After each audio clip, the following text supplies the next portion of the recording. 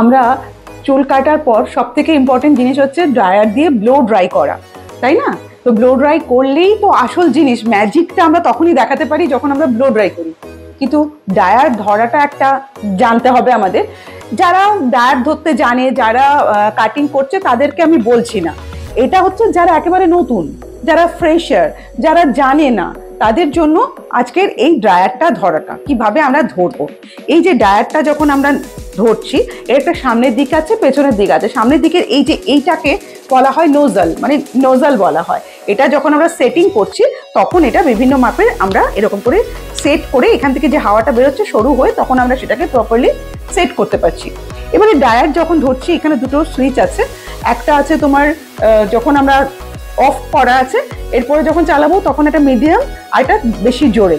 ঠিক সেরকমই যখন এই নিচের দিকটা থাকবে টেম্পারেচার ঠান্ডা, তারপরে হচ্ছে মিডিয়াম, তারপরে এটা হচ্ছে হিট।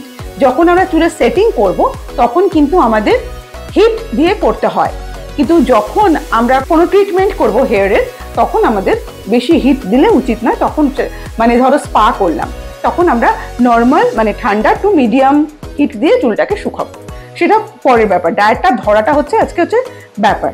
এই যে আমরা যখন ড্রায়ারটা ধরছি, এই সামনে দিয়ে যেটা হাওয়াটা বেরোচ্ছে, পেছন দিক থেকেও একটা চাকা ঘুরছে, যেটা কিন্তু চুল ঢুকে যেতে পারে। তাই খুব কেয়ারফুলি আমাদেরকে কাজটা করতে হবে। যখন আমরা ক্লায়েন্টের চুলটাকে সেট করব, তখন কিন্তু ক্লায়েন্টের চুলও যেন এখানে না যায় এবং নিজের চুলও যেন এখানে ঢুকে না যায়, তাহলে সেটাকে টেনে নেবে আর সেটাকে বের করা মুশকিল, কাটতে হবে।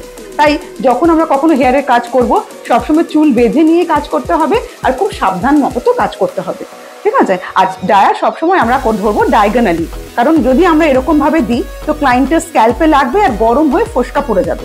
তাই অলওয়েজ ড্রায়ার যখন ধরবো, যখন শুকাচ্ছি তখন আলাদা ব্যাপার, আর যখন আমরা সেট করছি তখনও আমাদের ড্রায়ারের এই মুখটা থাকবে একটু ডায়াগোনালি। ধরো আমরা এই যে রোলার ব্রাশ নেব বা প্যাডেল ব্রাশ নেব, যাই নিই না কেন, আমরা যখনই এটাকে ধরবো, হ্যাঁ ধরবো, ধরে পরে যখন আমি এটাকে করব, তখন সবসময় এটা থাকবে আমাদের ডায়াগোনালি, ঠিক আছে?